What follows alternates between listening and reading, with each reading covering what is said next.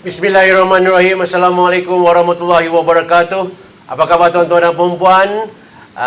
Bertemu kita sekali lagi dalam Garasi TV edisi malam. Baik tuan-tuan dan puan-puan, seperti mana yang kita naikkan poster sebelum ini, malam ini kita ada satu topik yang cukup penting untuk kita tahu. Satu topik yang orang kata apa, selama ini menjadi barah dalam masyarakat tuan-tuan, iaitu penyalahgunaan dadah. Topik yang sangat berat, yang penting, tetapi insya-Allah kita akan kupas dengan cara yang paling sempoi supaya tuan-tuan dan puan-puan lebih faham tentang apa yang berlaku. Untuk itu kita bawa malam ini tuan-tuan, kalau tengok di skrin kita ada dua jejaka hebat ini. Handsome semua dah bersedia. Di sebelah kiri saya tuan-tuan adalah Dr. Ravi, anak lelaki Ramada, iaitu Ketua Penolong Pengarah Perubatan Agensi Anti Dadah Kebangsaan di Ibu Pejabat. Dan di sebelah Dr. Ravi ini adalah Tuan Nazir bin Muhammad, iaitu pengarah AADK Selangor. Baik, terima kasih Doktor. Ya, terima kasih Tuan kerana hadir di studio kecil kita ni. Oh, hebat ni. Kami sangat teruja kerana bukan senang nak dapat dua orang hebat ni tuan-tuan. Mereka masing-masing sibuk dengan operasi, dengan kerjaya apa semua. Jadi kita bersyukur sangat kerana kebetulan minggu ini kita ada tema wanita. So elok sangatlah kita dalam perbincangan nanti kita akan selitkan juga tentang penyalahgunaan dadah di kalangan kaum hawa. Baik, boleh kita mulakan tuan? Boleh. Alright, tanpa membuang masa. Baik, sebelum kita start doktor, sebelum kita start tuan, kita ada satu video klip yang telah disediakan oleh AADK. Kita layan dulu. Silakan Mahfuz.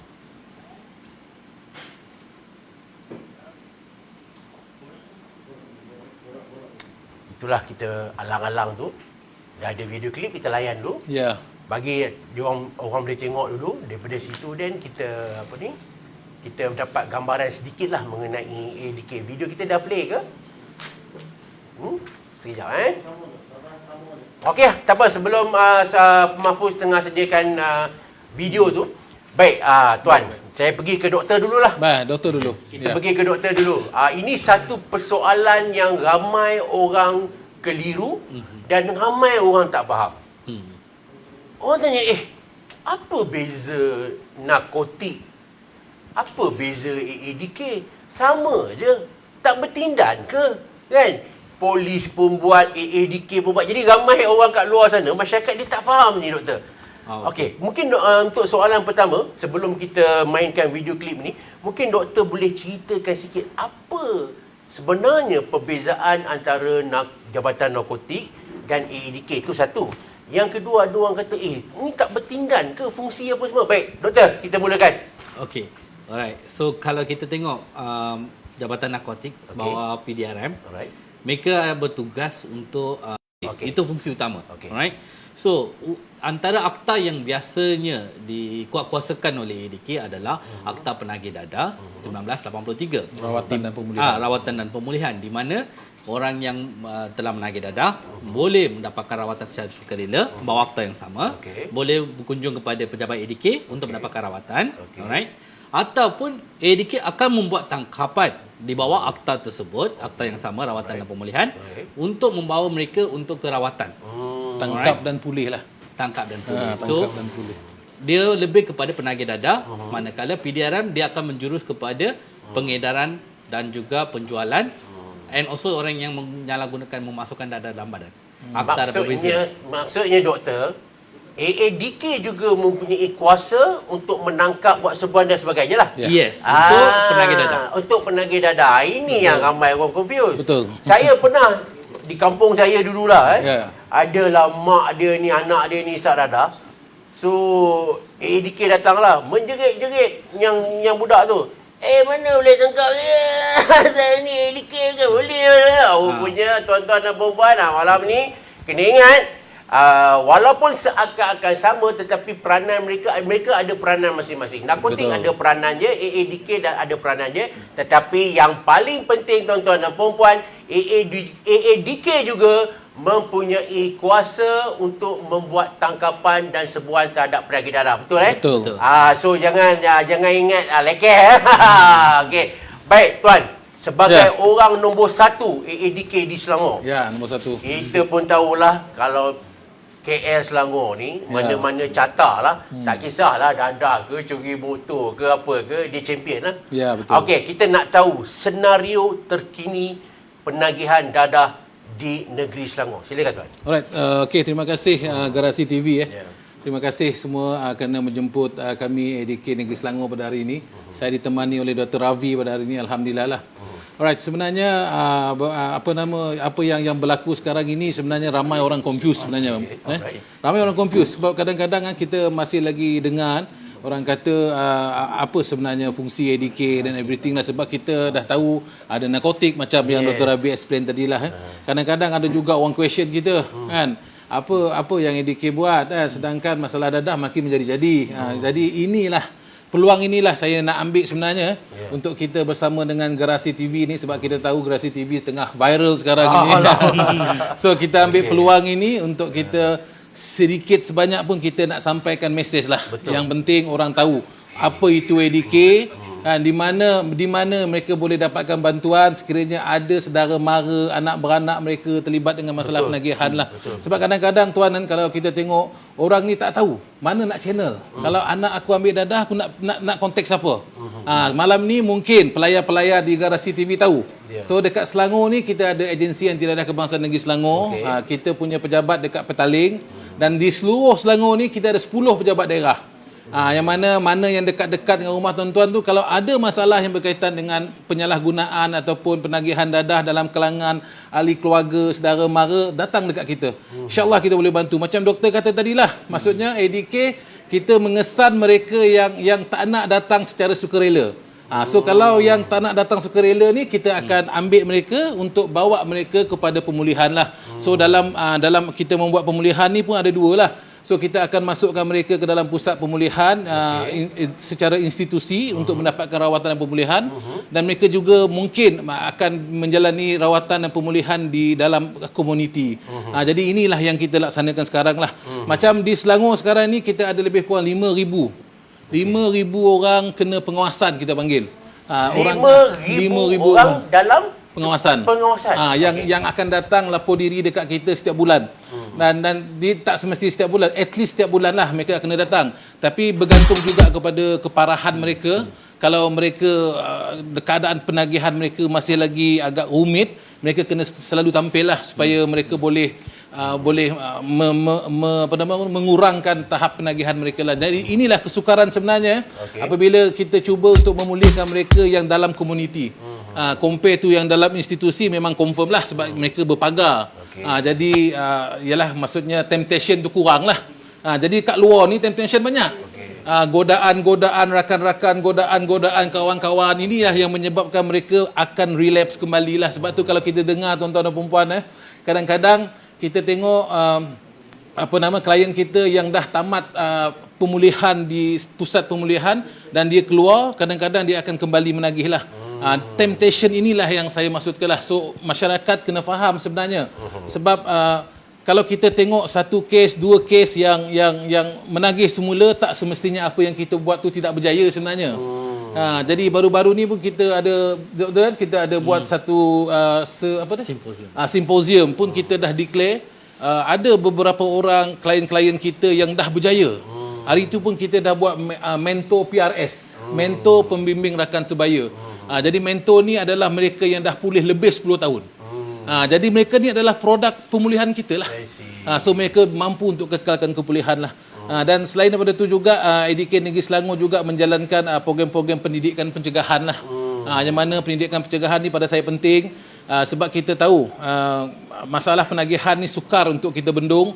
Sebab kita tahu sempadan kita besar. Contohnya kan, dadah sentiasa ada dalam masyarakat kita. Jadi apa yang cuba kita terapkan, kita nak bagi education lah kepada masyarakat kita ni. Supaya apabila mereka pandai, mereka tahu yang dadah ni tak elok, dadah ni boleh merosakkan kehidupan. Jadi kenapa mereka nak ambil? Tak ada pun contoh-contoh mereka yang terlibat dengan penagihan ni yang kira selamat lah kan. Jadi kita tengok memang agak rumit lah kehidupan mereka kalau mereka terlibat dengan dadah lah. Dan yang seterusnya kita pun ada juga melaksanakan penguatkuasaan lah macam yang Doktor mention tadi lah. Dan sekarang ini di musim pandemik ini sebenarnya untuk makluman tuan lah, di musim pandemik ini lagi banyak aduan yang kita terima. Di musim pandemik ni, pandemik ni lagi banyak lagi banyak aduan yang duduk kat rumah ni. Yang duduk kat rumah. Itulah yang saya katalah, macam contohnya lah kat sini kan, ada lebih kurang 1989 aduan lah yang kita dah terima sepanjang pandemik ini, dan kita telah membuat lebih kurang 3,300 tangkapan lah sepanjang pandemik ini di Selangor saja. Saya tak cerita negeri lain ni, saya cerita di Selangor saja. Jadi yalah, saya pun berbincang juga dengan rakan-rakan saya yang lain. Mungkin di musim pandemik ini mungkin ahli keluarga baru tahu anak dia terlibat dengan dadah. Sebelum ni tak tahu. Sebelum ni tak tahu. Dah duduk serumah. Jadilah maksudnya dadah ni kan sentiasa orang kata tu tolerance kan, doktor kan. So kalau dia ada withdrawal, dia tak dapat ambil barang, dia akan withdrawal. Jadi dia tak nak dia kena ambil juga. So tak ada tempat lain nak ambil. Perintah berkurung. So istilah dia kantoi. Okey, baik. Tuan-tuan dan puan-puan, selepas ini saya akan kembali pada Dr. Ravi. Soalan dah mula naik dah. Soalan dah bertubi-tubi keluar dah. Nak tahu apa beza dadah jenis tradisional lama-lama, apa yang kata dadah sintetik yang keluar macam-macam ni, nama pelik-pelik tapi benda lebih kurang lah kata dia orang lah kan. So lepas ni jangan lupa kita akan bersama Dr. Ravi. Dr. Ravi pakar dalam bidang perubatan. Dr. Ravi akan cerita apa beza dadah tradisional, apa beza dadah sintetik dan sebagainya. Sebelum kita pergi pada Dr. Ravi, tuan-tuan layan video klip ini dulu. Silakan Sony dan Mahfuz.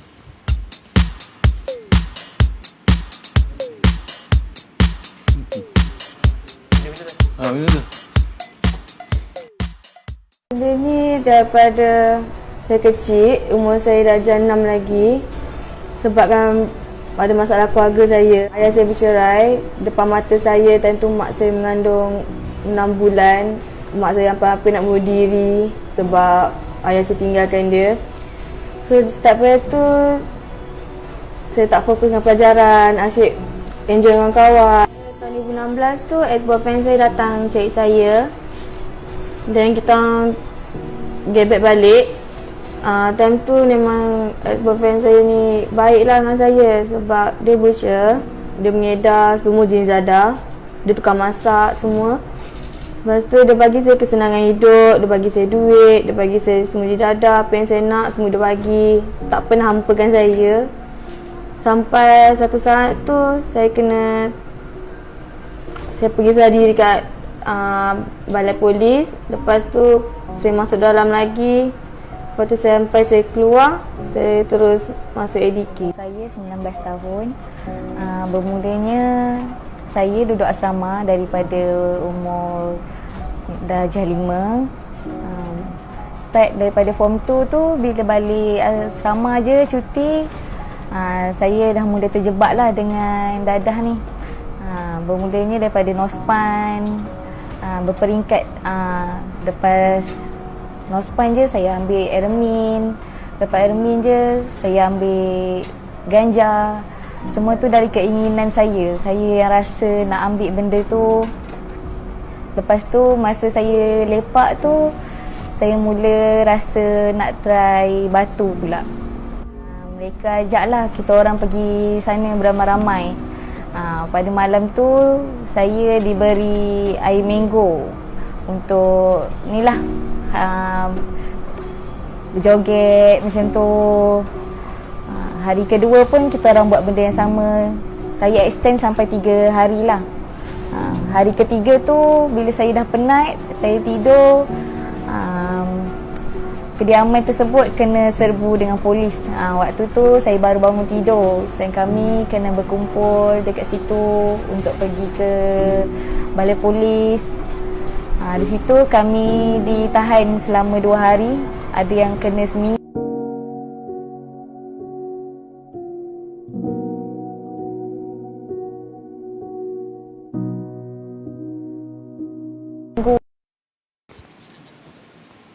Okey, begitulah tadi sedikit. Saya harap tuan-tuan dah dapat gambaran sedikit.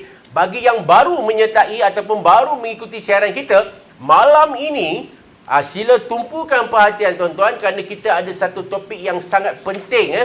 Kerana ini topik mengenai penyalahgunaan dadah, khususnya bahana dadah sintetik ini yang daripada dululah orang kata apa sentiasa menjadi barah dalam masyarakat kita. Kalau tuan-tuan tengok di skrin tuan-tuan, di sebelah kiri saya ada Dr. Ravi anak lelaki Ramadah, iaitu Ketua Penolong Pengarah Perubatan AADK, dan juga kita ada Tuan Nazir bin Muhammad, iaitu Pengarah AADK Negeri Selangor. Baik. Sebelum saya main video klip tadi, kita dah berjanji kita nak bercakap tentang perbezaan dadah-dadah ni. So, berbalik pada topik kita, itu bahana dadah sintetik. Ramai orang confuse, doktor. Ya. Ya. Alah, apa beza ni? Dadah, ganja, apa beza kokain lah, apalah. Apa yang sekarang ni pula dengar macam-macam, metafetamin lah, met lah, apa semua.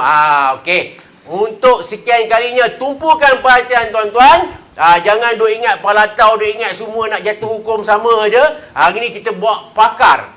Dr. Ravi akan explain pada tuan-tuan apa bezanya dadah tradisional dan juga dadah sintetik. Silakan Dr. Ravi. Okey. Kalau kita lihat kepada dadah tradisional ataupun semula jadilah, biasanya kata natural dan sebagainya, dengan dadah sintetik. Okey. Perbezaan antara dua dadah ini adalah, satu, diambil daripada tumbuhan, diproses sedikit dan dia akan menjadi bahan yang boleh disalahgunakan. Sintetik pula adalah bahan yang dicipta di lab ataupun di laboratory dengan menggunakan bahan kimia yang sepenuhnya. Alright. Salah anggapan kalau seorang kata methamphetamine sahajalah dadah sintetik, dia bukan betul. Alright.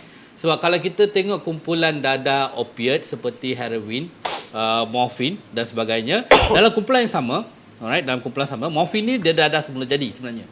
Walaupun kata nama morfin macam bahan kimia, tapi sebenarnya dia adalah dadah yang kita kategorikan sebagai dadah tradisional ataupun semula jadi kerana berasal daripada pokok opium. Alright, diproses sedikit terus menjadi situ. Okay. Tapi dalam kumpulan yang sama, kita juga ada sintetik opiat ataupun bahan yang sekarang agak viral di US dan sebagainya, fentanyl. Alright, fentanyl crisis dan sebagainya. So fentanyl ni dia bahan opiat, dia bukan bahan yang kita panggil sebagai stimulant, tapi dia juga adalah bahan yang sintetik, dia produce di lab entirely. Alright, so perbezaan dadah tradisional ataupun sintetik ni hanya dari segi pembuatan. Tapi yang lebih penting kita perlu tahu adalah apa kesan dadah tersebut. Ini nak tahu ni. Okey. So bila kita kategorikan dadah tersebut mengikut kesan dia, itu yang penting. For example, kalau katakan dadah jenis depressant ataupun penekan sistem saraf pusat, contohnya seperti heroin, morfin, dan juga ubat-ubat tidur lah, benzodiazepine dan sebagainya, kita panggil ubat tidur lah. Alright. Dan di sebelah sana pula yang baru sekarang trend yang baru muncul adalah dadah-dadah jenis stimulan ataupun ATS, amphetamine type stimulant, ATS. Alright. Kat situ adalah dadah seperti methamphetamine, dia ada juga MDMA, ecstasy kita panggil. Alright, ecstasy. Dan juga kita ada kokain. Kokain dia masuk dalam stimulan. Alright. Dan kita ada satu lagi kumpulan yang kita panggil sebagai hallucinogen. Okey, hallucinogen ni dia bahasa asal dia adalah halusinasi. So basically bahan yang boleh membuatkan halusinasi. So dia contoh macam kita panggil sebagai magic mushroom, dia ada cendawan, I think 3-4 tahun lepas dia ada popular dekat area Kuala Lumpur ni. Dan kita juga ada LSD dan juga beberapa bahan lain. Dan kita ada kumpulan yang keempat, iaitu dadah yang tak termasuk dalam kumpulan ni, termasuk ganja. Ganja ni dia depends. Ada ganja yang daripada tumbuhan itu sendiri, ada juga kita panggil sebagai synthetic cannabinoids. Itu 100% daripada lab, tapi dijual sebagai ganja semula jadi. Tapi dia produce daripada lab. Itu ada beza dia. So kita biasanya kalau kita nak discuss in detail, kita kena bincang dari segi kesannya. Kalau pembuatan dia, ada orang ingat, dadah semula jadi ni lagi selamat daripada dadah sintetik. Tak semestinya. So kita pun ada, for example, kita ada tumbuhan-tumbuhan racun. Okey. Kita juga ada bahan sintetik yang dibuat dekat lab. Contohnya katakan susu dan sebagainya, ada certain type of susu yang dibuat dekat lab. Comparatively racun lagi bahaya walaupun dia semula jadi. Tetapi susu tu dibuat dekat lab tapi dia tak adalah membuatkan kemudaratan kepada kesihatan. So lebih bagus kita fokuskan kepada kesan daripada nak claim dia semula jadi ataupun sintetik. Okey doktor, kalau orang kata yang banyak sekarang ni lah, kita kata sekarang tahun 2021 ni, yang kita tengok banyak tangkapan di kalau sebelum PKP tu di pusat hiburan ataupun dia orang ramai-ramai sewa kondo, jumpa dalam akhbar tu kita akan baca turut dirampas adalah pil kuda, syabu lah apa semua sebetulnya.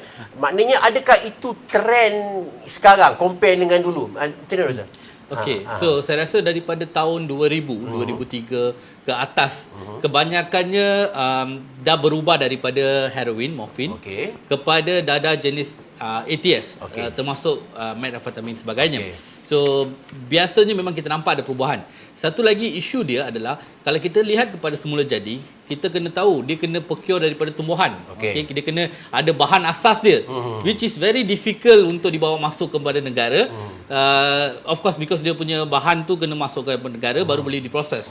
Compare dengan sintetik boleh dibuat di mana-mana. Dia just perlukan bahan kimia tersebut dan dia boleh diproses di mana-mana. So kita nampak ada perlambakan bahan tersebut dan membuatkan ramai yang bertukar trend kepada stimulan. That's one faktor. Faktor kedua, bila kita nampak compare dengan ciri-ciri orang yang menggunakan dadah sebelum tahun 2003 dan sebagainya, mereka nak dia menggunakan dadah jenis depression kerana dia nak hidup dalam dunia dia sendiri, dia nak lupakan problem dan sebagainya. Sibuk kerja apa semua. Exactly, dan lupakan masalah dia kebanyakannya. Tapi kalau kita tengok yang trend baru ni 2003, mereka lebih fokuskan untuk mencari nikmat. Maksud dia macam nak excitement. So dia nak tengok lampu, dia dengar muzik dan sebagainya, dia nak interaksi mereka dengan persekitaran mereka. So mereka terpaksa ataupun mereka mula masuk ke dalam dadah jenis stimulan. Itu beza perubahan trend dia lah kita nampak daripada tahun 2003. Okey. Now kita nak pergi pada Tuan Nazir. Right. Ini soalan standard lah.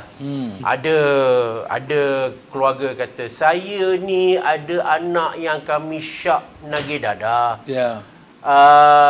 Nanti kalau kami ni nak report kat siapa? Ada yang kata nanti kalau kami panggil ADK akan serah kat polis juga. Baik kami contact polis. Ada satu pula kata, yang mana satu nak call ni? Nak call ADK ke? Nak call polis ke? Tu. Yang ketiga lagi, boleh tak kalau kami call ni ADK main ambil kat rumah? Kalau kami nak serah mati hidup balik, anak kami tak nak pergi. Okey, ini soalan-soalan biasa yang selalu bila cakap pasal penagihan dadah ni, mak bapak keluarga confused. Macam mana cara nak ADK ke boleh ke? Okey, baik. Ini kita bawa orang-orang penting dia ni. Tuan Nazir adalah pengarah ADK Selangor. Tuan Nazir, explain sikit pada keluarga yang memang ada masalah anak ke siapa-siapa ke terlibat dalam dadah, macam mana ADK boleh membantu mereka. Silakan. Terima kasih Tuan. Okey, sebenarnya kita agensi Anti-Dadah Kebangsaan memang kita ada melaksanakanlah aktiviti penguatkuasaan ini. Kalau kita tengok di musim pandemik ini, dia lebih kepada kita melaksanakan operasi aduan lah, macam yang saya mention tadi. Yang mana kalau kita terima aduan, kita akan selesaikan aduan tu secepat yang mungkin. Jadi berbalik pada persoalan yang ditanya oleh Tuan tadi, bagaimana kaedahnya kalau anak saya ni anak terlibat dengan dadah, apa yang kita nak buat? Sebenarnya ADK kita ada dua konsep lah yang kita bawa sekarang ni, yang mana kita lebih menggalakkan supaya anak-anak ini datang kepada kita secara sukarela. Dia lebih baiklah sebenarnya sukarela bang. Datang ke pejabat ADK. Datang ke pejabat ADK. Nanti insya-Allah kita uruskan sebab kita ada banyak pusat yang ada sukarela lah. Di Negeri Selangor ni kita ada di Dengkil ada. Jadi di KL kita ada Sungai Besi ya. So kita boleh channelkan, datang je mana-mana pejabat dan kita boleh uruskanlah, dan mereka ini boleh masuk secara sukarela. Pada saya yang masuk sukarela ni bang, dia lebih senang pulih. Maksudnya dia dah bertaubat. Kalau berbanding dengan kalau yang kita terima aduan, kita pergi ambil kat rumah, kadang-kadang yang kita ambil kat rumah ni dia tak mengaku dia terlibat dengan dadah. Selagi dia tak mengaku pada saya lah, kalau dia tak mengaku selagi itu dah sukar untuk dia menemui jalan kepulihan. Sebab itulah tuan-tuan, kalau kita tengok, kalau kita ambil mereka yang terlibat dengan penagihan ni dan kita ambil secara paksa rela lah, maksudnya kita tangkap dia, kita bawa dia mengikut akta, mengikut jalan undang-undang yang betul, dan kita masukkan dia ke pusat pemulihan. Kadang-kadang mereka ini masih lagi belum mengaku diri mereka terlibat dengan dadah, belum mengaku untuk mendapatkan bantuan, mereka tak nak ditolong, mereka tak ada motivasi untuk pulih. Inilah cabaran-cabaran yang kami hadapi. Jadi cabaran-cabaran ini insya-Allah kita boleh kendurkan sebenarnya, sebab kita ada tempoh yang lama, kita boleh pegang mereka selama 2 tahun. Biasanya kalau mereka berkelakuan baik, insya-Allah lah boleh bebas awal sikit, betul tak doktor? Jadi itulah antara kaedah lah, based on ni dua-dua boleh. Kita boleh guna secara sukarela, kita boleh guna secara berdasarkan aduan, dan kita ambil dan kita boleh bawa mereka kepada pemulihan lah.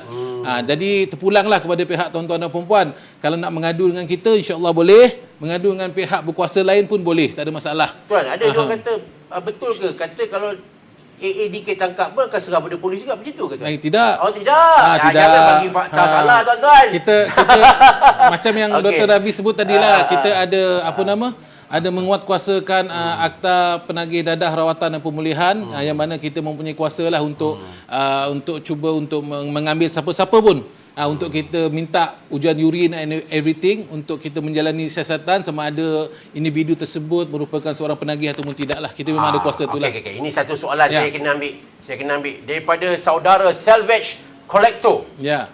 Adakah AADK mempunyai hak untuk mengambil tindakan undang-undang, atau dia diserahkan pada polis untuk tindakan undang-undang? Contoh penagih yang pergi ADK, adakah dia akan digari, dihantar, tangkap terus ke pusat? Ni dia tak faham prosedur ni. Mungkin Tuan Nazir boleh explain sikit lah prosedur. Kalau katalah ni mak bapak hantar anak sampai kat pintu ADK tu, benda pertama nak buat macam mana?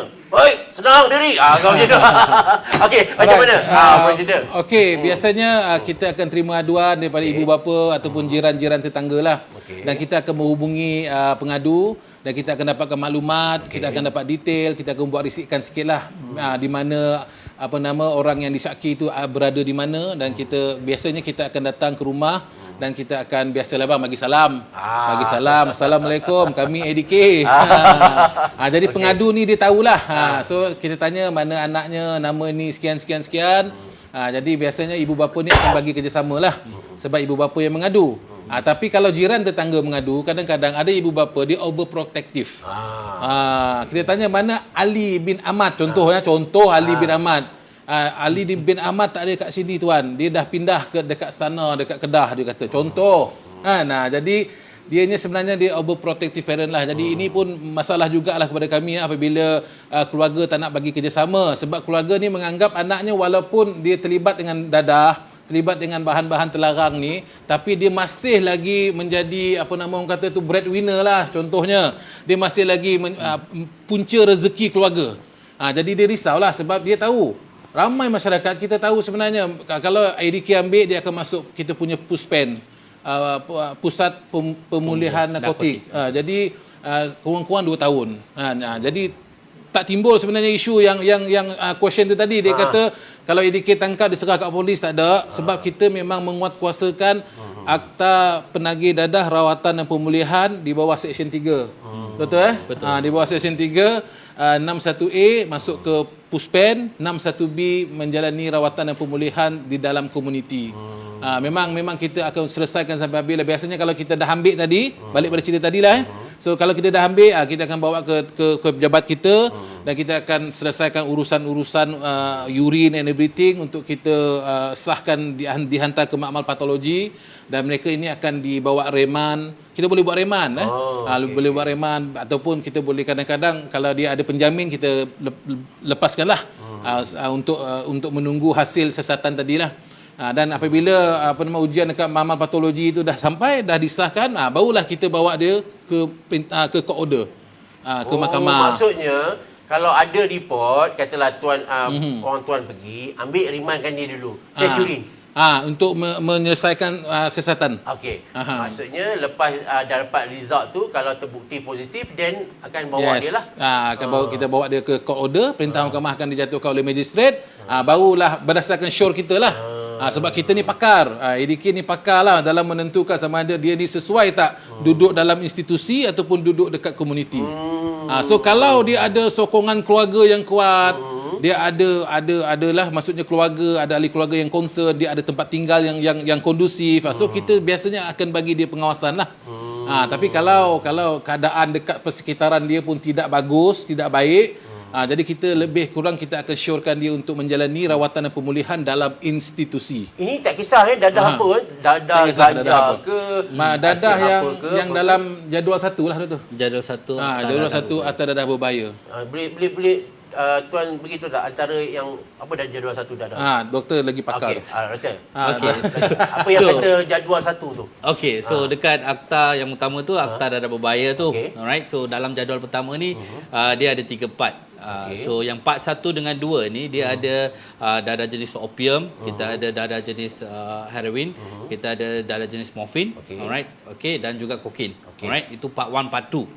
Part 3 pula kebanyakan dadah yang baru semua ni dia termasuk dalam part 3 jadual pertama. So termasuk dadah jenis methamphetamine, MDMA, kita ada juga LSD, kita ada mushroom psilocybin dan sebagainya. Kebanyakan dadah lain biasanya termasuk dadah yang baru ni ada termasuk dalam situ. Termasuk dadah yang NPS yang kita cerita tu biasanya juga adalah termasuk dalam part 3. Maknanya bolehlah untuk hubungi. Exactly. Yang kata yang tak boleh apa dia?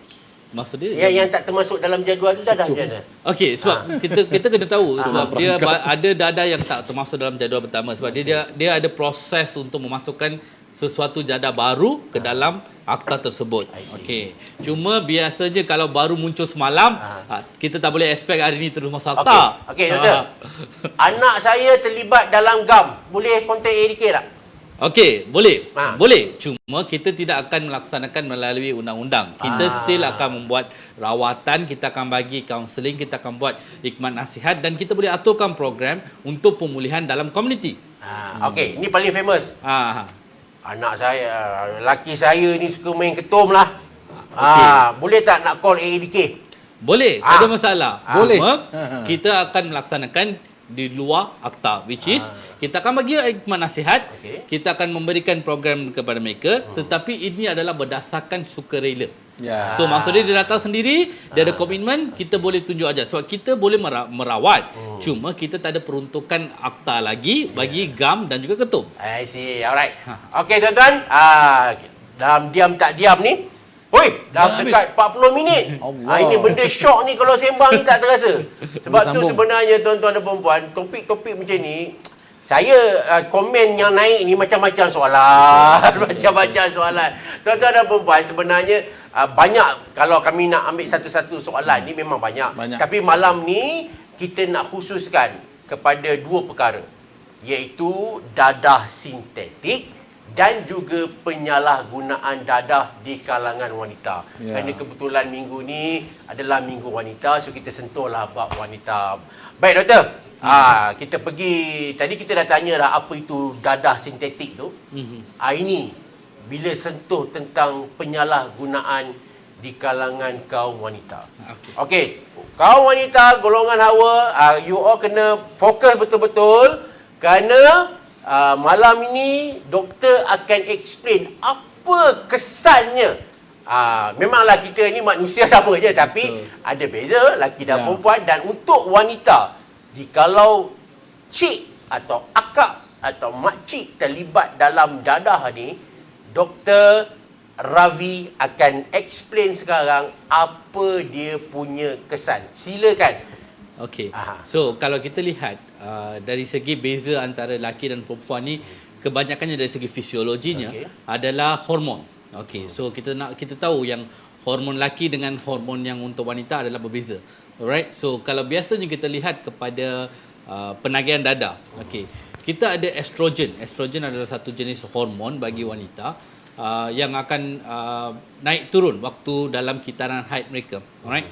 So estrogen ni terdapat beberapa kajian di luar negara yang menunjukkan estrogen ni dia boleh menyebabkan seseorang merasa nikmat yang lebih banyak dengan dadah yang sama.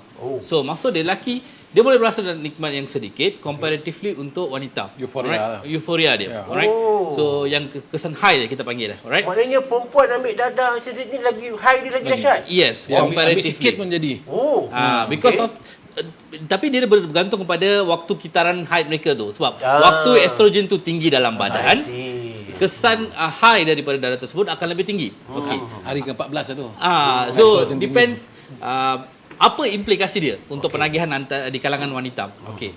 So kalau kita lihat daripada bukan saja dari segi hormon, daripada pola pemikiran dan perspektif terhadap dunia ni, isu dia biasanya kalau laki ni dia suka try banyak benda.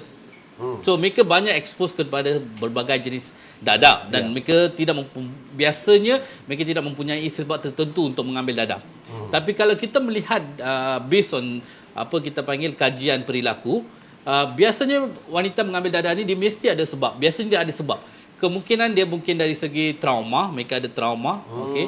Trauma tu kita kata dari segi seksual ataupun daripada kecil ataupun dia rasa sedih, ditinggalkan dan sebagainya, dia mesti ada reason. Ataupun mungkin on the other side kita nampak mungkin dia nak sesuaikan diri ataupun nak masuk dalam klik orang. Okey. Ataupun dia ada juga yang mengambil dadah untuk menguruskan badan. Ya. For example dadah methamphetamine ni biasanya ada juga pil Ai, kuda asal ni. doktor tunjuk saya? Tak, biasa je lah. Saya Secara dengar. umum. Kita cakap wanita. Oh, nak kurus. Dah Oh, kurus. Ah. Dah kurus. So bila dia dah kurus tu dia ambil lah pil Okey, serta okey, methamphetamine dan sebagainya. Okey. So dia biasanya ada reason dia ambil. Okey. So bila kita compare dengan laki, okey dia biasanya tak ada dia mungkin suka-suka dan sebagainya, dia cuba dan sebagainya. Dan bila dia masuk kepada proses untuk menjadi ketagih tu, wanita dia akan lebih cepat masuk kepada proses ketagihan. Oh, baru saya Comparatively. tahu lah. Because nikmat yang dirasai lebih tinggi, lebih cepat mereka akan masuk ketagihan. Seks hormon. And second, isu dia adalah bila mereka dah masuk ketagihan, kita tak kata menyalahgunakan lagi. Dia dah menjadi ketagihan, maksud dia tidak lagi boleh hidup tanpa dadah tersebut. Dia akan rasa gejala tarikan, withdrawal dan sebagainya. So bila dia dah masuk ke situ, kita nak pulihkan pun dia akan jadi kompleks. Lagi susah. Lagi susah. Sebab tadi kan dia dah ada history reason dia ambil tu. Kita tak boleh solve penagihan dadah sahaja.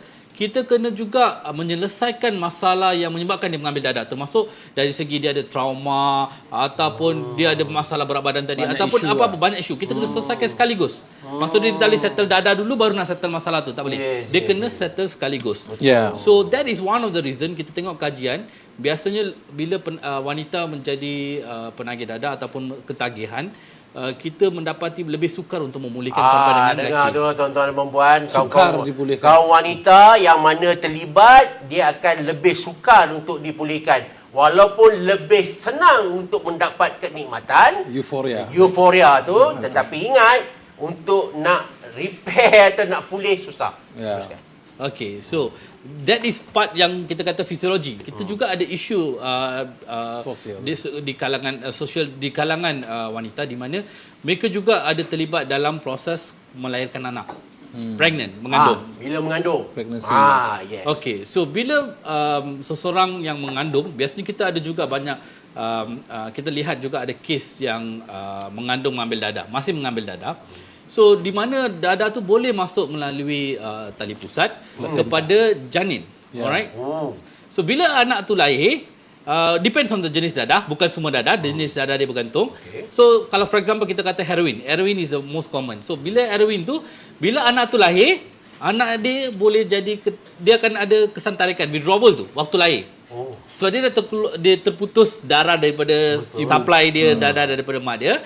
Bila dia lahir tu dia akan menggeletar macam orang yang kita biasa tengok kat dulu yang TV tu, baby merundung sikit, lepas tu dia akan bergeletar semua tu, kita boleh nampak dekat baby. So itu another additional concern Baby compare. pula yang mengalami simptom itu Exactly. So sebab tu kalau mengandung tu dia kita kena manage betul-betul dengan pakar gynae untuk kita tengok macam mana kita nak membantu mereka sewaktu mengandung ni. So that is one factor. Ibu menyusu ada satu lagi faktor. Biasanya certain drugs actually kebanyakan dadah tu boleh juga dikeluarkan melalui susu ibu. So dia boleh pergi kepada anak juga, which is another problem lah. Sebab tu saya katakan penagihan di kalangan wanita ni adalah lebih kompleks berbanding dengan penagihan di lelaki. Ya. Oh, saya dapat fakta yang baru. Ramai orang kata, wah kami pun dapat fakta baru. Avon Muhammad Khan kata, menarik topik malam ni. Memang menarik tuan-tuan dan puan. Kita bukan saja-saja bawa ni. Boleh panggil lagi bang. Bukan bawa saja-saja sebab ini penting tuan-tuan. Seperti mana fakta tadi, rupanya dadah kalau kau wanita yang ambil lagi susah. Jadi janganlah menyebabkan diri dalam benda-benda macam ni. Baik, Tuan Nazir Muhammad. Ya. Orang yang berpengalaman dalam berhadapan dengan ketagihan dadah di kalangan wanita di negeri Selangor. Ya. Disco, pub, apa semua, banyak tangkapan lah, Yuri kita baca dalam akhbar artis, selebriti, orang awam, yang eksekutif sekarang ni banyak terlibat dalam dadah sintetik. Ya. Kalaulah saya boleh tanya satu benda lah pada tuan. Agak-agak sejauh mana seriusnya penagihan dadah sintetik di kalangan kaum wanita di negeri Selangor? Right. Sebenarnya kalau kita dengar tadilah penjelasan daripada Dr. Ravi itu dah jelas mengatakan bahawa penagihan dadah dalam kalangan wanita ni sangat kompleks sebab sistem tubuhnya berbeza, hormonnya berbeza kan, emosinya pun berbeza kan. Sebab perempuan ni kalau dia nak mendapatkan rawatan pemulihan pun banyak benda dia nak fikir. Contohnya lah kalau dia nak fikir, kalau dia masuk pusat dia nak kena cerai kan. Kalau dia masuk pusat siapa nak jaga anak dia. Perempuan ni emosi attachment dia kuat. Jadi sebab laki tu dia serah diri laki kalau dia masuk pusat itu mak dia fikirlah macam mana jaga anak. Biasa laki macam tu, dia mudah. Jadi perempuan ni very kompleks lah. Siapa nak jaga anak aku ni? Walaupun kompleks banget, kalau walaupun dia kompleks tapi kerajaan pun mengambil serius lah perkara ni kalau takkan kita ada mewujudkan pusat pemulihan dadah wanita. Betul. Yang mana kita ada di Kelantan. Even tahun 80-an lagi kita dah ada pusat di Kemumin Kelantan, tak silap saya. Di Kemumin Kelantan, dan kita convert pula pergi ke Bacok. Dekat Bacok kita ada pusat pemulihan dadah pusat pemulihan dadah dalam kalangan wanita lah, fully woman. Dr. Ravi adalah doktor kat situ lah. Dia selalu jaga situ. Dan di Selangor pun kita ada. Selangor kita ada pusat pemulihan dadah wanita yang mana masuk secara sukarela. Tapi kalau kita tengok statistik tuan, tak ramai. Jadi tak ramai. Sebab tu saya kata tadi, yang kita kesan ni tak ramai. Macam contohnya di Selangor sekarang ni lebih kurang ada 91 orang je. Macam yang tak logik je kan? Macam tak logik sikit je kan. Jadi sikit saja. Sebab jaranglah kita terima aduan. Contohnya lah, suami dia telefon, bang, isteri saya isap dadah. Jarang suami. Tetapi suami bagi isteri isap dadah dia. Ini biasa berlaku bang. Sebab macam Dr. Ravi kata tadilah, sebab perempuan ni kalau dia terlibat dengan dadah, dia tak ada reason tu dia nak isap sebab dia. Tak ada. Dia mesti ada alasan. Sebab tu saya kata perempuan ni memang dah kompleks. Kalau dia ambil dadah, dia makin kompleks. Kalau kita tanya dia, kenapa kau ambil dadah? Dia akan cakap, saya tertipu, teraniaya oleh lelaki. Suami saya bagi. Saya kena rogol. Lepas tu saya tertekan. Saya ambil dadah nak tenangkan diri. Itu biasa. Nak kuruskan badan, nak hilangkan tekanan, nak merawat masalah mental saya ambil dadah, dia kata. Dia tak pernah kata, saya ambil dadah sebab saya nak high. Tak ada. Padahal tadi jelas kalau kita tengok hormon wanita ni kalau ambil dadah, dia punya keseronokan, euforia dia lagi cepat walaupun ambil dalam amount yang sikit. Tapi isu dia perempuan ni kalau dia masuk pusat, dia patuh bang. Patuh. Sebab saya ada pengalaman lah, saya tengok di pusat pemulihan, kawan-kawan saya yang jaga. Dr. Ravi boleh sahkan lah. Memang perempuan ni lebih patuh berbanding dengan lelaki. Sebab dia dah ada, dia punya keinginan untuk pulih tu ada. Sebab apa tadi? Sebab punca dia mula menagih tadi adalah teraniaya. So kalau teraniaya, keinginan dia untuk pulih, ada tempat bergantung, ADK bagi tempat bergantung, insya-Allah dia akan pulih. Dan apabila dia keluar dan keluarga dia pula sambut dia, insya-Allah. Tapi kalau keluarga pun tolak dia, mana dia nak pergi bang? Ini persoalan dia. Jadi orang keep on tanya kita, kenapa keluar pusat menagih balik? Keluar pusat menagih balik. Tidak. Sebenarnya mereka yang keluar ni, mereka dah pulih sebenarnya. Ada dalam kalangan mereka ni bang. Kalau mereka keluar pusat, daripada tak reti sembahyang masa masuk pusat, keluar pusat, dia pandai sembahyang. Kalau yang lelaki boleh jadi imam. Itu yang dahsyatnya ADK ni. Yang apa ADK buat ni dahsyat. Yang tak reti mengaji, pandai mengaji. Jadi inilah yang orang tak nampak sebenarnya. Yang orang nampak benda-benda yang negatif, katakan keluar pusat menagih balik. Sebenarnya keluar pusat menagih balik adalah isu yang berbeza sebenarnya. Ya, isunya adalah mungkin penolakan masyarakat ataupun ada stigma diri sendiri penagih tu. Bekas-bekas penagih ni lah, dia ada stigma terhadap diri dia sendiri. Dia keluar, boleh ke orang terima aku ni? Ini isu juga ni. Sama dengan perempuan, dia keluar dia rasa aku ni bekas penagih, ada ke orang nak kahwin dengan aku lagi? Tak ada. Dia mesti fikir macam tu. Jadi disebabkan perkara inilah yang mereka mula terlibat balik. Jadi itulah isu dia lah juga. Kalau kita tengok di Selangor ni, dadah yang paling banyak perempuan salah gunakan adalah methamphetamine lah. Methamphetamine is synthetic, isn't it? Yeah. So methamphetamine, dadah sintetik banyak digunakan oleh dalam kalangan wanita lah. Belum lagi kalau saya nak cerita lah, mungkin nanti kita ada episod 2 kan. Ni nak kempen ni kan, Rokok Garasi panggil lagi. Kita boleh cerita lagi. Kita boleh panggil pakar-pakar wanita kita yang dekat ADK memang ramai. Kita ada ramai pakar-pakar yang berkaitan dengan penagihan wanita di ADK Ibu Pejabat. Kalau ada masa lagi kita boleh panggil lagi bang. Ada 66 episod ni. Boleh. Kalau ada lagi kita panggil yang pakar-pakar. Okey bang. Baik tuan-tuan, sudah 50 minit kita bersiaran dan kita akan masuk segmen yang saya rasa semua orang tunggu. Ya.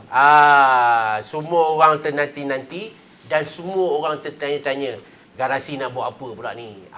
Okey, selain daripada kita mendengar daripada Dr. Ravi, lulusan Universiti Gajah Mada Indonesia ni, saya pernah Tsunami. Dia pasal gunung berapi, saya pernah sampai ke universiti. Dan juga kita ada tuan lulusan UIA ni. Kita juga ada bawa pegawai AADK ke Negeri Selangor, ke Garasi, kerana mereka akan tunjuk sekarang. Stand by abang-abang kita, stand by. Kita akan tunjuk apa yang dimaksudkan dengan dadah sintetik. Macam mana rupa dia, macam mana dapur dia, macam mana segala macam-macam. Kita bersama Encik Ahmad Faizal Awang dan juga Encik Izzuddin Ahmad Baharin daripada AADK Selangor yang akan menerangkan tentang alat-alat ataupun dadah sintetik ini. All yours, sir. Silakan.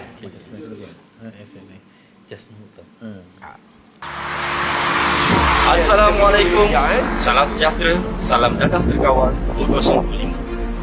Kesulitan, kesusahan dan kepayahan mungkin ditarifkan secara berbeza kerana setiap individu ada cabaran dan dugaan yang terpaksa dihadapi. Mendepani permasalahan sepanjang isu benefit COVID-19, AADK Negeri Selangor telah melaksanakan satu inisiatif bagi membantu meringankan klien kesan dengan pelaksanaan program ziarah ihsan bersama pemimpin komuniti. Hari ini adalah 26 Jun 2021, di mana 26 Jun merupakan hari anti dadah antarabangsa. Yang mana pada hari ini alhamdulillah kita bersama dengan cawangan rawatan dan pemulihan AADK Negeri Selangor telah berjaya mengumpul sedikit barang-barang bantuan lah, yang mana kita akan gunakanlah barang-barang bantuan ini untuk memberi sumbangan kepada rakan-rakan kepulihan kita ataupun orang kena penguasaan agensi yang tidak ada penguasaan Negeri Selangor, yang mana kita telah mengesan lebih kurang dalam 477 orang yang memang betul-betul terkesan akibat dengan suasana pandemik ini. Pada kesempatan ini juga saya menyeru kepada semua untuk terus memberi sumbangan, terus membantu rakan-rakan kita yang sedang dalam proses kepulihan, kerana pada saya apabila kita prihatin macam ini, ianya akan memberi ruang dan peluang kepada mereka untuk terus mengekalkan kepulihan mereka dan kembali berfungsi ke dalam masyarakat, insyaAllah. Inisiatif program Ziarah Ihsan ini telah membawa kami ke seluruh daerah di Negeri Selangor dengan membawa mesej bahawa usaha meringankan beban mereka yang terkesan adalah tanggungjawab semua pihak. Ini dapat dilihat melalui kesukaran hidup yang terpaksa dihadapi oleh klien yang kami temui. Taklah kan, saya tak ada pendapatan lah. Memang sekarang ni pun dah fikir macam mana esok lusa untuk makan ni dan kita orang. Baguslah sebabnya semua orang mampu kan. Macam ni saya terkejut juga kan. Alhamdulillah lah ada bantuan dia juga. Dia banyak bantu juga lah. Kami bertemu dengan beberapa klien dan keluarga terkesan sewaktu misi ini. Kesusahan, kesulitan, kejerihan jelas terpancar dari wajah mereka. Melalui pengamatan kami dari inisiatif penyampaian sumbangan dan bantuan yang digerakkan ini, keadaan di musim pandemik benar-benar menyukarkan kehidupan mereka. Rata-rata dari mereka amat terkesan dengan situasi ini dan kebimbangan terhadap proses pemulihan dapat dilihat seandainya kehendak asas dalam kehidupan mereka sukar untuk dipenuhi. Dengan penyampaian bantuan dan sumbangan ini secara tidak langsung membolehkan klien yang terkesan dapat meneruskan laluan dalam merintis usaha kepulihan mereka. Kami sempat mengunjungi sebuah keluarga di mana seorang ibu tunggal yang hilang mata pencarian dan amat memerlukan sumbangan.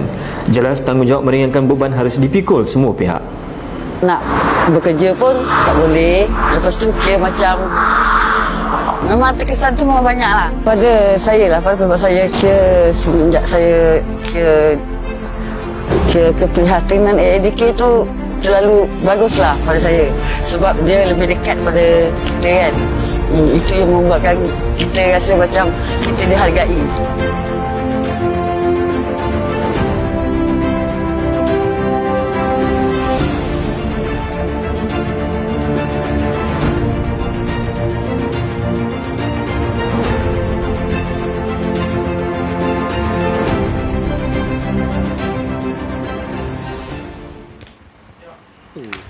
Baik tuan-tuan dan puan-puan, di depan kita adalah resepi memasak. Bukan resepi masak. Okey, seperti yang mana saya janjikan tadi, kita ada 2 orang abang hebat kita AADK ni. Tuan-tuan tengok, nampak alat-alat di sini. Saya tak nak cerita lebih. Kalau tuan-tuan nak tahu apa dia, saya serahkan kepada brother kita. Silakan bang. Okay, bismillahirrahmanirrahim. Assalamualaikum dan selamat malam.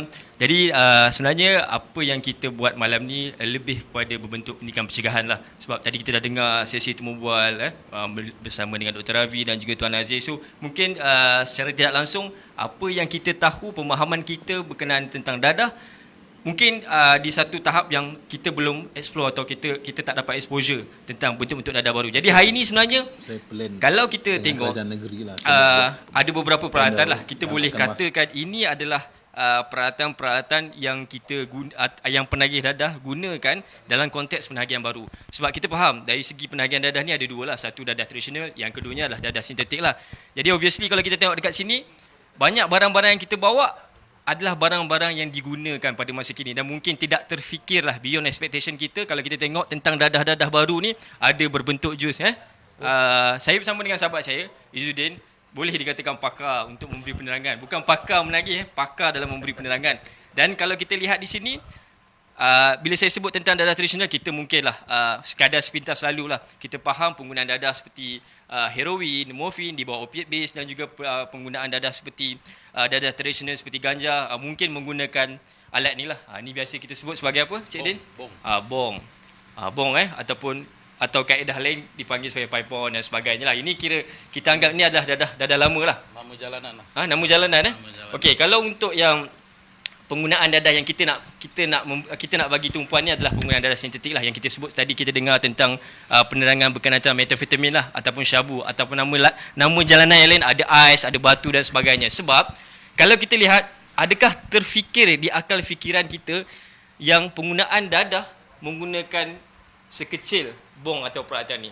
Kadang-kadang kita kena lihat cabaran kita pada masa kini. Kita tengok budak-budak muda zaman sekarang, tak terfikir di akal kita. Kalau let's say lah, kita tengok di Selangor sebagai contoh, kita ada 278 sekolah menengah. Berapa banyak pelajar-pelajar di sekolah menengah yang boleh terdedah sekiranya dia orang tak ada kefahaman dari sudut pendidikan pencegahan lah, Cik Dian. So kita tengok dekat sini, apa yang jelas, apa yang kita boleh kongsikan, kalau kita tengok pada hari ini, let's say lah, sebagai seorang bapa, sebagai seorang ibu, bila kita lihatlah anak-anak kita sebagai contoh, balik rumah, ni saya sebut sebagai contoh, bila balik rumah dan sebagainya, mungkinlah di waktu yang lalu, bila kita cakap tentang penagihan dadah sintetik, orang buat balik bong ni atau buat balik dapur ni mungkin terlibat dalam aspek pembelajaran kemahiran hidup, sains. Betul. Sains. Bukan tak pernah ada sebenarnya pengalaman kami di AADK Selangor sebagai contoh. Mungkin sahabat saya Cik Izzuddin boleh kongsikan sebentar lagi bagaimana dilihat penggunaan alat-alat sebegini yang mana seorang anak boleh manipulate ibunya berkata Ini adalah alat yang digunakan untuk sains, untuk kemahiran hidup dan sebagainya. Dan kalau kita tak cakna atau peka tentang penggunaan sebegini, mungkin konteks penagihan yang dari awalnya kalau kita lihat pengguna dadah baru ni sebagai eksperimental lah, ataupun mereka baru berniat untuk mencuba dadah, di akhirnya mungkin mereka akan terlibat dalam konteks penggunaan kerap dan sebagainya. So, Cik Din, Okey. boleh bagi pandangan tak tentang dadah ataupun bahan yang Cik Din bawa ini? Okay. So, saya nak review balik tadi. So, mungkin sekiranya barang ini terdapat di rumah ataupun di tempat kerja ataupun di mana-mana, pastinya kita tahu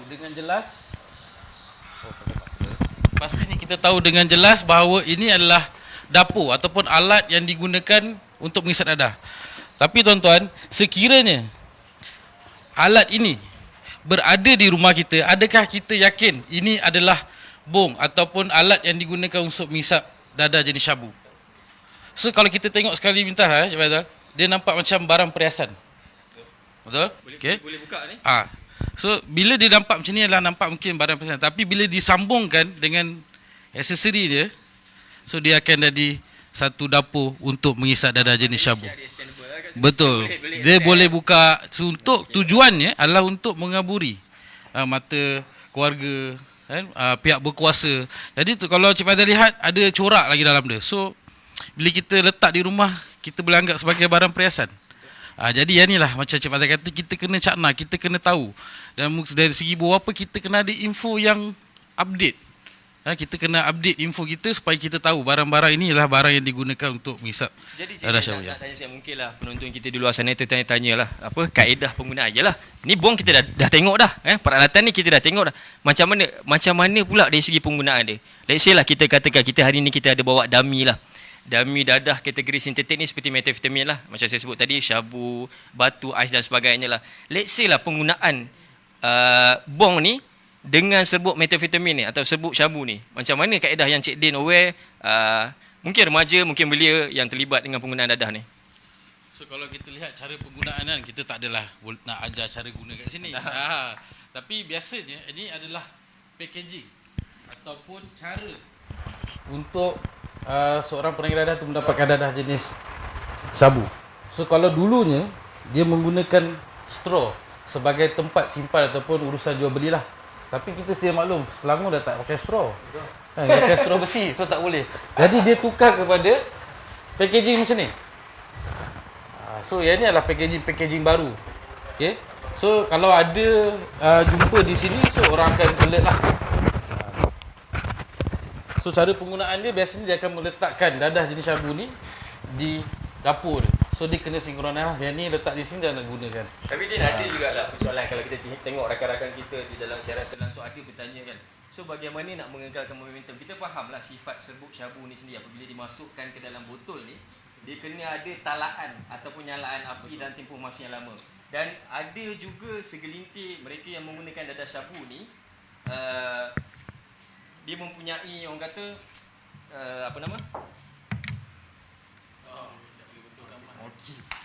bau rasa rasa macam kat studio tadi, rasa macam tak ada kata. So sebenarnya kalau ikutkan apa yang kita cuba sampaikan, maknanya memperlihatkan orang yang menggunakan dadah sintetik memerlukan insight yang kreatif. Jadi terhasillah alat-alat seperti ini. Dan kita tengok apa kaitan di antara penggunaan serbuk syabu dengan botol yang digunakan. Dan kita boleh tengok juga bagaimana ada setengah tempat Din, bila kita pergi ke setengah tempat di kawasan-kawasan berisiko, kita jumpa penggunaan lighter dalam bentuk yang dah diubah suai. Macam saya sebut tadi lah, untuk membolehkan talaan nyalaan tu bagi membolehkan serbuk syabu ni dibakar. Sebab kita kena lihat dah, zaman dah berubah. Dulu mungkin kita terdedah dengan penggunaan dadah bersifat suntikan. Hari ini ada juga dadah yang dah, orang kata proses transisi daripada penggunaan dadah tu berbentuk suntikan hinggalah dari segi smoke, hisap. Dan yang terbaru yang ni, sebenarnya hari ni kita nak memberi pendedahan tentang penggunaan dadah bersifat jus. Betul kan? Sebab mungkin ada orang wondering kenapa ada serbuk 3-in-1 kat sini, Din. So yang kita explain tadi adalah mungkin bagi tuan-tuan adalah jenis baru. Sebenarnya ada lagi baru. Contohlah dadah jenis syabu ni macam saya kata tadi, dia disimpan dalam plastik lusinan macam ni. Okey, tapi mungkin tuan-tuan tak rasa. Apabila packaging ni bertukar kepada ini. Ni dah baru je Dan Dah Dia bawah baru. kategori apa Dia bawa kategori NPS. Ini yang dimaksudkan New Psychoactive Substance lah. Maknanya dadah baru lah. So dadah baru ni, dia punya packaging dia tidak melambangkan yang ini adalah packaging dadah. Kalau kita nampak beza kan. Okey. So yang ni ketara. Kita tahu yang ni adalah packaging dadah. Sorry lah. Yang ni apa signifikan simbol Captain America ni? Signifikan dia tujuan dia hanya semata-mata untuk mengaburi pihak berkuasa Right. ataupun pihak ibu bapa. Bila dia nampak kertas ni, contohlah terjatuh di rumah dan dia tidak akan syak apa-apa. Yalah. So itulah tujuannya kenapa packaging dia umpama Musik ni dia ada R&D dia sendiri. Oh yalah, betul lah. So dia bergerak mengikut zaman. So apa yang ada dalam ni? Bukan mak. Oh canggih. Canggih. Rasa nanti di akhirnya mungkin jadi macam Iron Man penuh gadget. Okey. Okey tuan, ini adalah packaging baru kan pada tahun 2021 ni. Kita tak tahu lagi 2025 nanti macam mana. Betul. Mungkin dah digunakan pakai chip je. Kita tak tahu kan. So ini adalah antara yang terbaru dan ada lagi baru. Okey. So yang ni adalah contoh packaging, tujuan dia untuk mengaburi pihak berkuasa. So ini adalah contoh-contoh dia. So kita tak nampak pun benda ni sebagai satu bahan terlarang ataupun bahan yang berbahaya. Okey. Baik tuan-tuan. Mungkin tuan-tuan tanya apa benda dalam ni? Gambar cili. Betul. So kalau contoh kita letak atas meja ni, tak ada siapa pun yang akan sangka ini adalah di dalamnya adalah dadah. Bukan salah cili ni. Bukan salah cili ni. So apa dia buat? Dia dah buat packaging cili ni sebagai tempat untuk dia simpan dadah. So apa dia buat? Dia akan simpan dadah dalam ni lah. So tadi tuan-tuan boleh lihat dadah jenis syabu yang dia perlu menggunakan alat seperti ini untuk menghisap dadah tersebut. Tapi sekarang ni diorang dah convert kepada jenis cecair yang lebih mudah untuk ambil, tidak memerlukan peralatan, tidak memerlukan apa tadi? Api tadi apa? Betul. Kan? Nyalaan, talaan dan sebagainya. So apa mereka buat? Dia hanya perlu dapatkan dadah ni dan masuk saja dalam ni. Ni bentuk dia macam ni lah. Bentuk dia macam ni. So just kacau je. So kategori dadah ni biasanya digunakan di mana? Dadah ni biasanya digunakan di klub-klub malam. Dia bertindak balas dengan muzik. Ni yang orang sebut. Ya, yang inilah yang dikatakan sebut jus. Masa kalau kita dapat lihat dekat dalam akhbar kepada tangkapan dadah jenis. Ini adalah dadah jenis jus. So kita tak boleh bezakan antara air Ribena ke ataupun dadah jenis sintetik ni. So inilah yang dikatakan dadah jenis baru yang makin lama bagi saya makin bahaya. Kerana apa bahaya? Kita sukar untuk dikesan. Promote tadi. Sukar untuk dikesan sebab warna dia. Bila contohlah kita berada di kelab malam. Contohlah Cik Faizal mungkin tak pernah pergilah kan. Contoh. Okey, berada di kelab malam. So pastinya kita pergi kelab malam untuk berhibur dan pastinya penat. So bila kita hidangkan air, pastinya air inilah air yang kita akan minum sebab kita tak akan syak apa-apa. Jadi so bila dia minum akan ada kesan. So kat situlah mungkin bermulanya titik permulaan seorang tu daripada pergi berhibur untuk sekadar suka-suka dan lama-lama akan terjebak daripada bidang penagihan. Okey, so kita nampaklah sebenarnya apa yang kita sebut penagihan dadah ni semakin kompleks jelah. Daripada tahun 1983 kita faham konsep penagihan dadah bermula pada candu, opiates dan sebagainya, dan end up dia kita sampai ke fasa NPS, New Psychoactive Substance. So maknanya dekat sini selain daripada kita penting untuk kita mengenal pasti perubahan tingkah laku anak-anak, rakan dan sebagainya, tingkah laku persekitaran juga sangat penting. Tuan-tuan dan puan-puan, kalau kata let's say lah kan, satu hari nanti kita jumpa barang-barang macam ni, mungkin di mata kita benda ni adalah biasa saja.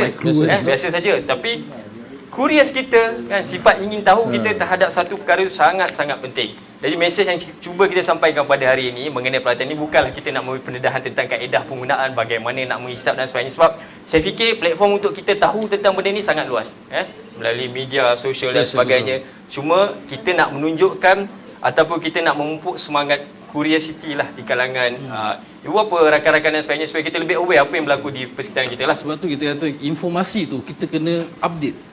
Sebagai parent, sebagai orang kata keluarga ataupun siapa-siapa saja, kita perlu update. So kita tidak boleh lagi macam Kalau ni masih lagi pakai kelapa. Dah tak ada dah. Ni dah old school ni. Old school, terlalu old school. Jadi kalau kita tak update dalam bidang kita punya informasi tentang Gajah dadah. Mada. So dekat situlah mungkinlah bila ada ahli keluarga kita terlibat dadah, kita tak tahu. So kita kena sangat-sangat update lah. So kena study.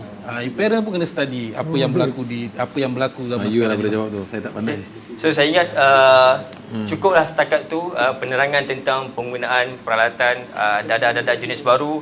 Dan saya ingat kami di ADK sentiasa menekankan tentang konsep pendidikan pencegahan, yang mana tuan-tuan dan puan, kalau ada sebarang bentuk permasalahan, aduan, apa-apa saja pertanyaan berkaitan tentang isu-isu penagihan dadah, sebab contoh kami di ADK Selangor khususnya, isu-isu berkaitan tentang penagihan dalam konteks yang kecil, remaja yang baru nak mencuba pun kita cater, tak ada isu tentang tu. So talian hotline kita pun sentiasa berfungsi terbuka selama 24 jam. Tuan-tuan bolehlah meringankan tangan. Kalau kata ada sebarang permasalahan, boleh call 0389112233.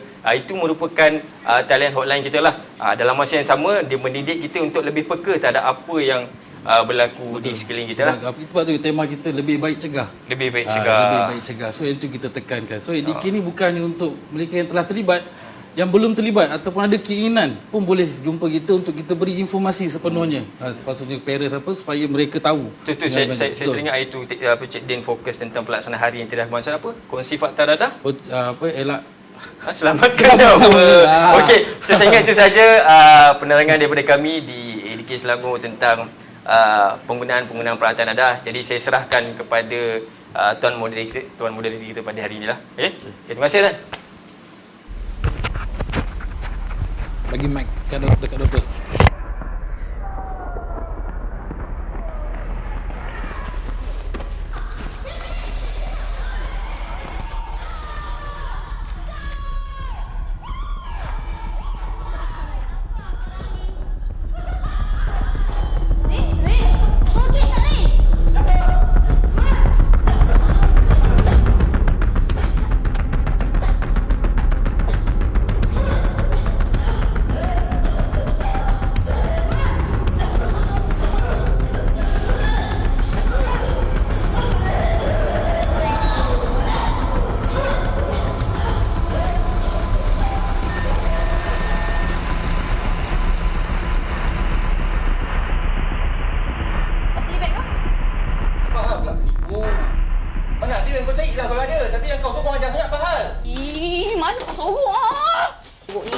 Habiskan ha?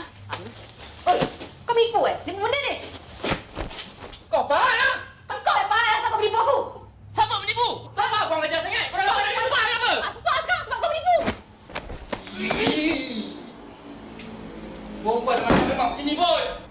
Kau bini aku lah.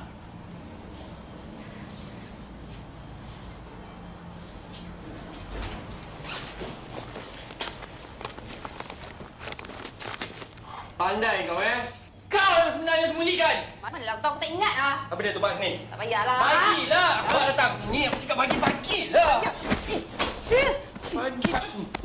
Bagilah.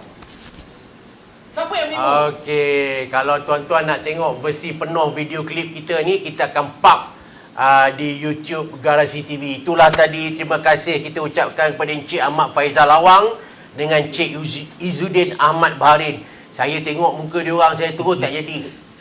Risau. Oi, muka gurun tengok. Kan kan. Baik, terima kasih pada ADK Selangor, terima kasih pada Tuan Nazim Muhammad kerana sangat proaktif ini. Ini ADK Selangor saya rasa patut dicontohilah. Kita sangat bangga kerana sanggup turun explain kepada masyarakat, datang ke, bukan hanya kerana sebab datang ke garasi lah, maknanya Tuan Nazir telah mengambil satu langkah yang sangat hebat lah. Tahniahlah kepada ADK Selangor kerana turun, bukan nak cerita macam mana nak baju. Tak ada, bukan nak lock pun. Malam ni jangan lock pula, kata nak beli pun tak ada. Ini untuk panduan pada terutama ibu bapa di luar sana.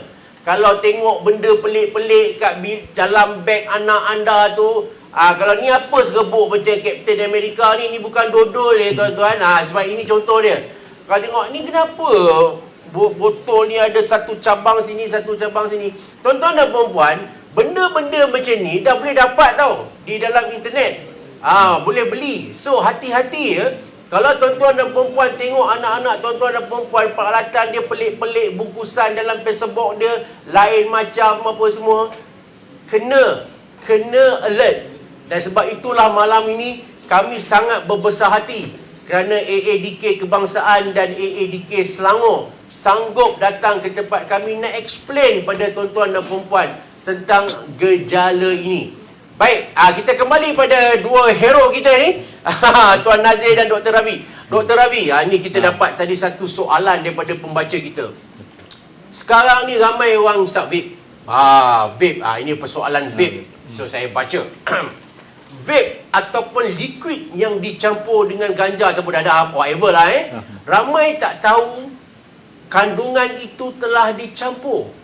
Dan ada juga yang terkena, kawan-kawan nak buat lawak ke apa, bagi vape ada liquid yang bercampur unsur dadah ni. Ada juga kawan-kawan yang recommend, kau beli perisa ni, rupanya dia mengandungi dadah. Baik, Dr. Ravi, agak-agak apa tanda-tanda lah ni jenis yang terkena ni, yang apa pasal aku kali ni vape macam no woman no cry. Apa tanda-tanda, silakan Dr. Ravi. Okey. So kalau kita tengok kandungan vape tu, dia ada dua jenis yang kita cakap tentang vape yang bukan dadah lah. Alright. So biasanya ada yang dengan nikotin, dengan ada yang tanpa nikotin. Alright. I mean dengan nikotin dengan tanpa nikotin. So kalau kita tengok yang tanpa nikotin tu, biasanya dia tak ada rasa apa-apa. Dia tak ada rasa pening ataupun rasa waktu nak mula nak isap rokok contohnya kan. Dia rasa kepala dia ringan, semua tak ada. Alright. So kalau yang ada dengan nikotin tu, dia akan merasa kepala dia ringan, and then dia akan mungkin dos yang tinggi tu mungkin dia akan pening kepala sikit lah. Alright. But kalau dia campur dengan, biasanya yang biasa dicampur adalah sintetik cannabis yang bentuk liquid, ataupun ada certain extreme dia akan ada juga yang methamphetamine. Tapi bukan mudah lah nak campurkan dadah dalam liquid vape tu, bukan mudah sebenarnya. Dia ada proses dia sendiri. Alright. So because dia tak boleh macam tadi kita tengok kan, dia terus ambil campur dalam air dan digacau, tak ada. Dia berbeza. Vape punya liquid tu dia berbeza. Alright. Let's say ada perisa yang mengandungi ganja ataupun dadah tu, kesan dia akan sangat cepat dan pening dia akan berlarutan. Okay, so for example yang nikotin tu dia sekejap je, dia mungkin 2-3 minit hilang. Tapi kalau dengan perisa ganja ni, pening dia memang berterusan. And especially kalau dah rasa tanda-tanda tengok tiba-tiba depan mata tu muncul naga ke, atau apa pocong lompat-lompat ke contohnya lah. Macam-macam, itu dah tanda-tanda dah ada dadah lah dalam liquid vape tu. Alright, so itu adalah few kesan umum lah yang kita boleh nampak. Okey, Tuan Nazir. Ya. Dia ramai mak bapak di luar sana, dia nak hantar anak dia, bukan tak nak segah, tapi pada masa yang sama ketakutan pun ada. Dia takutlah anak dia masuk AADK ni, tengok sampai kelepuk kena pelampang kan, ataupun kena pukul lah, kena apalah kan. Jadi dia takut sebab sayang kat anak ni, bukan tak nak anak tu berubah, tapi risau. Betul. Treatment yang diterima mungkin teruk ke, ada, ataupun sebenarnya saya pun terang kata, saya pun tak dengar lagi kes kematian yang disebabkan rawatan ni, tapi trauma ataupun cakap-cakap luar ni ada kan. Jadi apa yang tuan nak bagi tahu pada mak bapak sana yang 50-50, nak call AADK ke tak nak call AADK ke tak nak? Silakan tuan. Alright, sebenarnya memang kita selalu dengar lah kerisauan macam ini ya. Sebab itu yang saya kata tadi di peringkat awal mula-mula tadi, saya kata ramai orang tidak mendapat fakta yang sebenar lah. Sebab tu saya kata saya ambil kesempatan bersama dengan Garasi TV, sebab saya tahu Garasi TV ni tengah popular, ada banyak audien. Jadi kita nak sampaikanlah, nak bagi tahu kepada pelayar di Garasi TV inilah. Jadi sebenarnya pun kalau kita tengok sekarang, dulu memang kita regimented. Maksudnya tough and rugged. Macam masuk asrama. Masuk dalam pusat kena berguling-guling. Kepala. Lepas tu kena regimented lah. Maksudnya tough and rugged lah. Ya, kerana tujuan dia pun baik juga. Sebenarnya tujuan dia nak disiplin kan. Nah, kalau tak disiplin, macam mana nak mengikuti program-program pemulihan? Cuma sekarang ini kita lebih kepada, sebab sekarang ni konsep kita menganggap mereka yang terlibat dengan penyalahgunaan bahan ini adalah pesakit. Jadi ada kita tengok doktor pergi seksa pesakit. Tak ada. Even sekarang ni pun kita buat, kalau nak detox pun kita buat medical detox. Betul doktor medical detox. Kalau dia pening kepala, kita bagi dia Panadol, kita bagi dia painkiller. Tidak ada dah konsep yang kita panggil cold turkey, tak ada. Maksudnya dia duduk dalam satu ruang yang sempit, duduk dalam tu dan tidak diberi apa-apa, just makan je lah kan. Jadi sekarang ini kita lebih ke arah merawati pesakit. Maksudnya tidak ada perlu risau dah ibu bapa dekat luar sana. Sebab sekarang ni apa yang kita buat semuanya lebih kepada menggunakan kaedah farmakologi, menggunakan kaedah perubatan lah. Dan juga menggunakan kaedah psikososial yang mana kita cuba membina atau membaiki karakter mereka supaya mereka boleh berubah daripada tingkah laku penagihan kepada tingkah laku yang biasa ataupun tingkah laku yang sama macam orang lain. Jadi tidak ada timbul isu itulah sebenarnya tuan. Sekarang ini kepada ibu bapa yang kat luar sana, kalau ada nak hantar anak tu boleh hantar kepada kita secara sukarela, tak ada masalah. Namun begitu kita pun ada pusat pemulihan dadah swasta. Dekat Selangor ni ada banyak pusat pemulihan dadah swasta yang berdaftar dengan kita, ada lebih kurang 10 ke 11 lebih kurang macam tu. Jadi ini adalah option. Kalau rasa tak nak pergi dekat kami, boleh pergi ke pusat pemulihan dadah swasta. Ada banyak option, ada yang menggunakan konsep spiritual kan, ada yang menggunakan konsep-konsep psikososial dan semuanya berada di sekitar negeri Selangor lah dan mendapat sokongan-sokongan yang baik lah dan sentiasa bekerjasama dengan kami lah. Mungkin Dr. Ravi nak tambah sikit? Okey, so saya rasa kalau ada yang mungkin rasa macam mana tak tahu keadaan dalam pusat ke apa yang dia buat dalam pusat semua tu, I think currently dekat ADK kita ada buat satu YouTube channel jugalah Mr. ADK. Kita ada banyak sekarang recently kita ada banyak tunjukkan apa yang berlaku dalam puspen ataupun pusat pemulihan dadah yang dilaksanakan oleh ADK lah. So mungkin ada berbeza-beza konsep daripada satu tempat ke tempat lain. So itu boleh memberikan satu gambaran sedikit lah.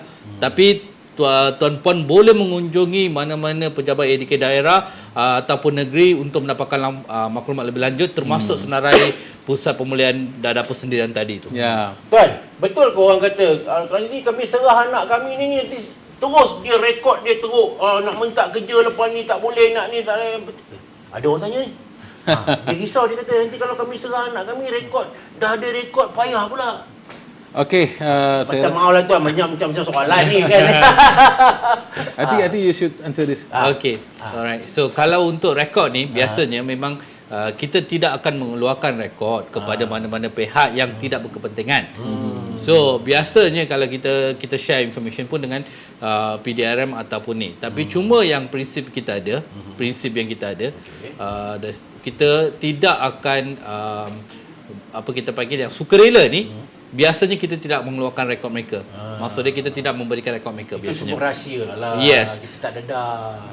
Especially kalau private sector, kita jarang kita akan share maklumat berkaitan dengan rekod penagihan mereka sebelumnya. So jangan risau, jangan takut.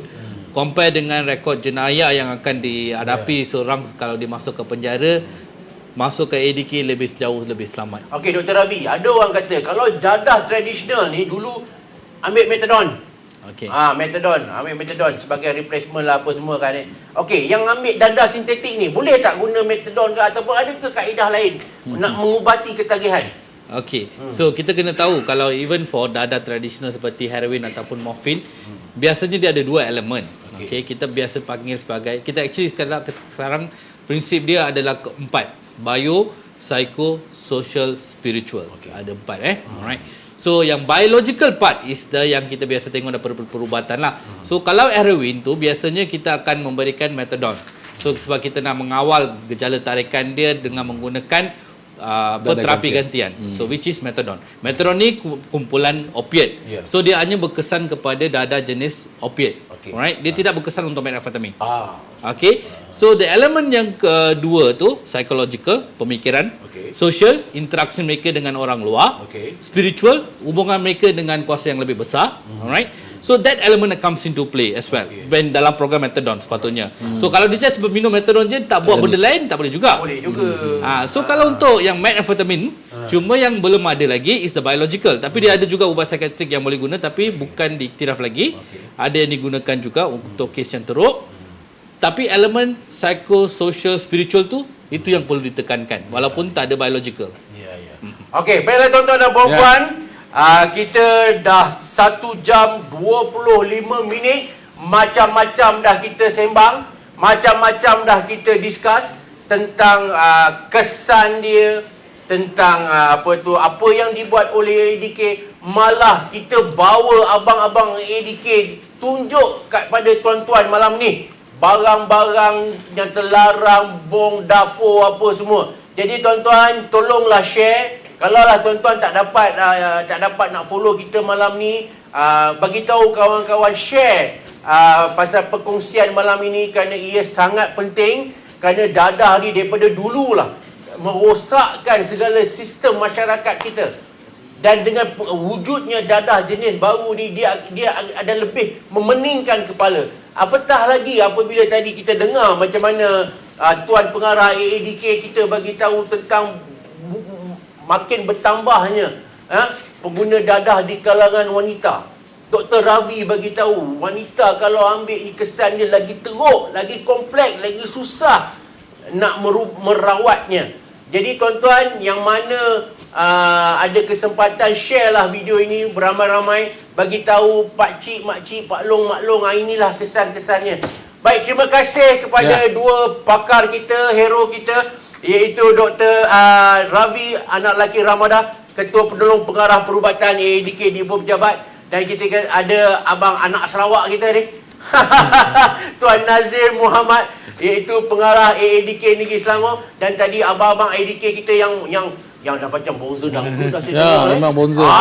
Itu abang saudara Ahmad Faizal Awang dan saudara Izzuddin Ahmad Baharin kerana explain dengan begitu detail tentang penyalahgunaan dadah ni. Okey, Dr. Ravi dan juga Tuan Nazir, untuk kata-kata akhir untuk Tuan Ravi.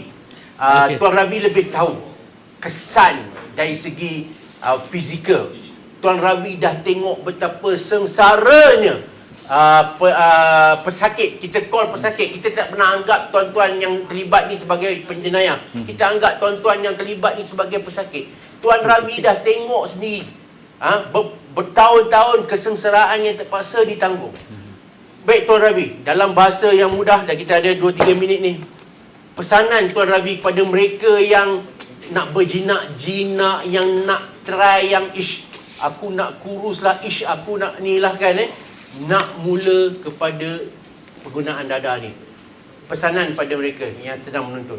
Okay, so seperti mana yang kita dah bincangkan sepanjang malam ni, yang penting sekali kita tahu banyak kesan dia. So yang penting sekali kita kena cegah. Of course kita nak keluar, kita tidak ingin sesiapa mempunyai kesan buruk, mereka nak menjalani hidup dengan baik. Yang penting dia kena mencegah. Alright. Sekiranya mereka tidak dapat mencegah, mereka perlu mendapatkan rawatan. So kalau lagi awal mereka mendapatkan rawatan, lebih baik kesan dia, lebih cepat mereka pulih. Dan sekiranya mereka tidak ingin secara sukarela, akhir sekali mungkin kita akan melaksanakan tindakan undang-undang. So itu pesanan kita terakhirlah. Tengok. Dr. Ravi dah kata dah, kita cuba pujuk, kita cuba guna cara baik. Kalau ada payah sangat Dr. Ravi kan. Okay? Tapi janganlah sampai ke peringkat itu, kerana AADK tak nak sampai ke peringkat itu. AADK sayang pada anda. Anda tidak pernah AADK anggap sebagai penjenayah. Sampai malam ini pun, sekarang pukul 10.30 malam, AADK tetap anggap anda sebagai pesakit. Luar biasa. Baik, Tuan Azam kita. Tuan Nazir kita. Azam dah kenapa? Tuan Nazir. Tuan Nazir sebagai orang yang melihat naik turun statistik, jenuh, mak bapak datang menangis, teriak dan sebagai anak kan, macam-macam lah yang terpaksa Tuan Nazir dan juga warga AADK Selangor hadapi setiap hari ni.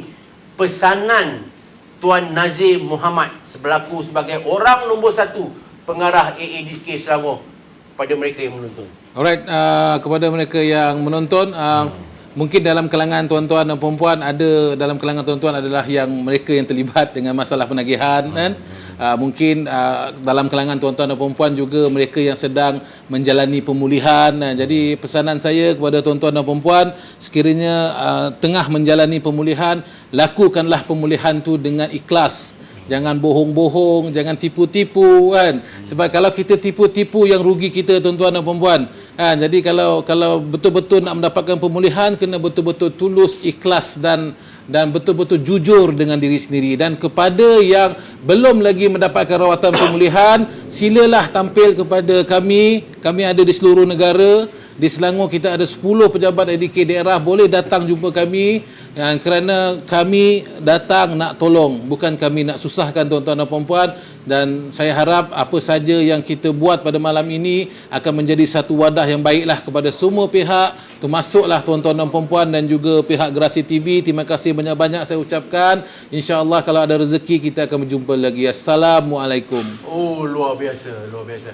Baik tuan-tuan dan puan-puan, sekian perkongsian kita dengan agensi anti dadah kebangsaan. Terima kasih kepada AADK Negeri Selangor. Terima kasih kepada AADK Ibu Pejabat.